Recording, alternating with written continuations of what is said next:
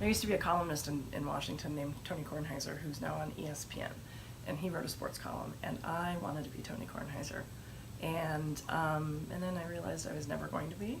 The sports editor who I worked for said, reporters are a dime a dozen, and he said, you'll be part of that dozen, and you know, you're fine, you write just fine, but you probably won't really go many places being a reporter because your work is not extraordinary. And he said, you really have a knack for copy editing, so I think that you should really try that. And I went home and pouted for 2 weeks, and then went back to college and said, well, you know what, I'm gonna try to be a copy editor, and I've done that ever since, and it turns out I really love it. Copy editors are important because we're like the goalie in hockey. You'd probably have a really high scoring game if you didn't have a goalie in the net.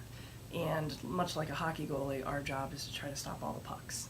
So, and pucks being errors or misstatements or things that are confusing or factual problems. And so we're like the goalie with the pads. We work hard to ensure accuracy and fairness and question people. Do we really have this right? Did that person really say that? And we double check, so to make sure that everything lines up well. We're the unsung heroes of the newsroom.